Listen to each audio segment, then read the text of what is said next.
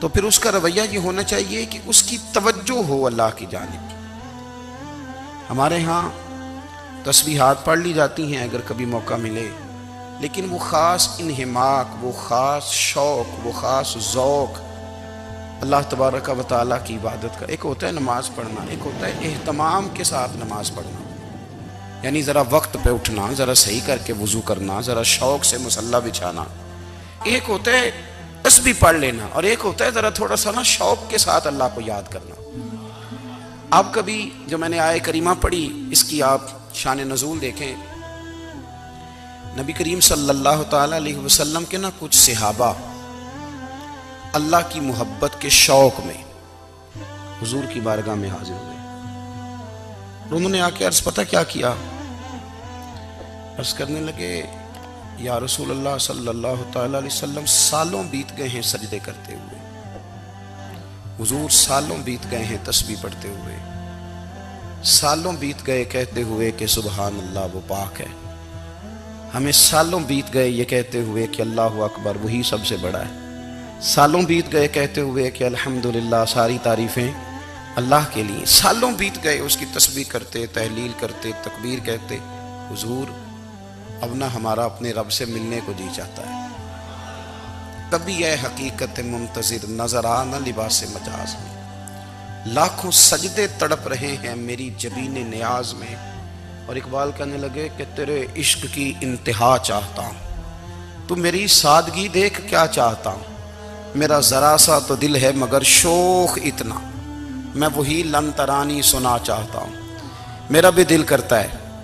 کہ اللہ میں تجھے کہوں میں تجھے دیکھنا چاہتا ہوں، جس طرح حضرت موسیٰ کلیم علیہ السلام نے کہا تھا،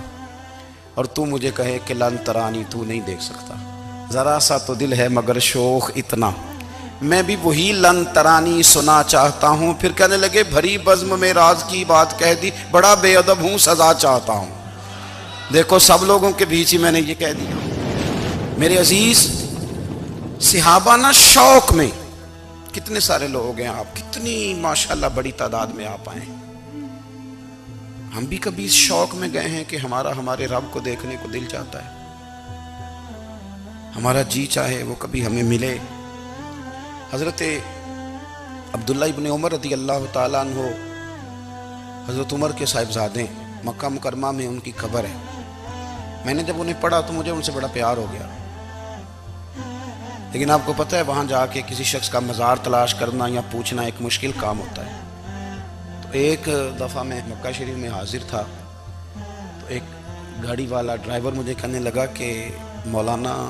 میں آپ کو جانتا ہوں، مجھے آپ سے محبت ہے، ایک بات بتاؤں آپ کو۔ میں نے کہا بتاؤ۔ کہنے لگے حضرت عبداللہ ابن عمر کی قبر دیکھنی ہے۔ میں نے کہا یہ تو نہیں کہہ رہا، یہ کسی نے بندوبست کرایا ہے،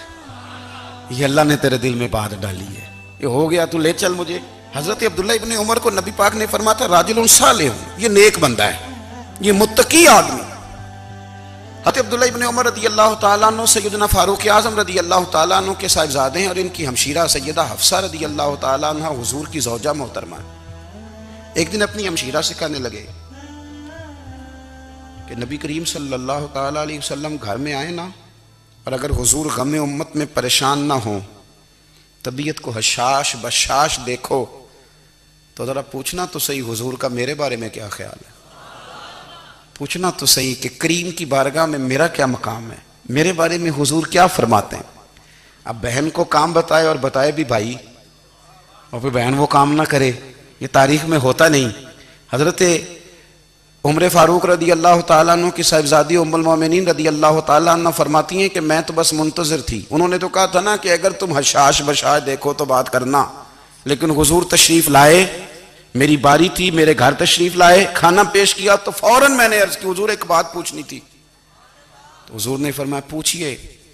میں نے عرض کی حضور میرے بھائی عبداللہ ابن عمر کے بارے میں آپ کا کیا خیال ہے؟ نوجوانوں میری بات پہ غور کرنا، میرے بھائی کے بارے میں آپ کا کیا خیال ہے؟ تو نبی کریم صلی اللہ تعالیٰ علیہ وآلہ وسلم نے میری طرف دیکھا، اور پھر حضور زیر لب تھوڑا مسکرائے، اور بریلی کے امام کہتے ہیں کہ حضور مسکرا دیتے تھے نا تو جو بڑا دکھی ہوتا تھا وہ بھی ہنس پڑتا تھا۔ اب سوال پیدا ہوتا تھا کہ پھر تو اس مسکراہٹ کے لیے انتظار کرنا پڑتا ہوگا کئی مہینے کہ حضور مسکرائیں تو رونے والے ہنسیں تو اعلیٰ حضرت فرماتے نہیں، انتظار نہیں کرنا پڑتا، یہ مسکراتے رہنا تو حضور کی عادت ہے۔ جس کی تسکین سے روتے ہوئے ہنس پڑے اس تبسم کی عادت پہ لاکھوں سلام۔ یعنی یہ تو عادت ہے حضور کی مسکراتے رہنا، اس کے لیے انتظار نہیں کرنا پڑتا۔ بھائیو آپ خیال رکھیں گے، غور کریں گے، حضرت عبداللہ ابن عمر رضی اللہ تعالیٰ عنہ کے بارے میں پوچھا تو سیدہ فرماتی ہیں کہ نبی کریم صلی اللہ تعالیٰ علیہ وسلم نہ زیر لب مسکرائے اور فرمائے حفصہ تیرا بھائی ہے تو اچھا،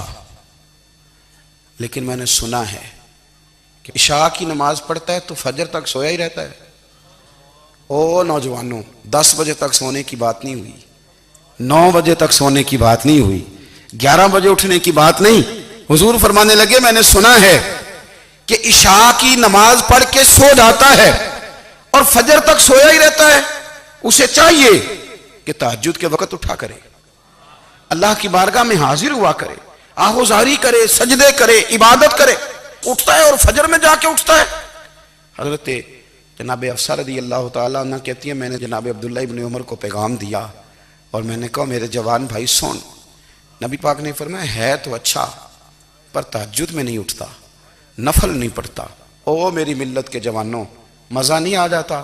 جب ساری دنیا سوئی ہو، ساری دنیا، اور بستر بھی گرم ہو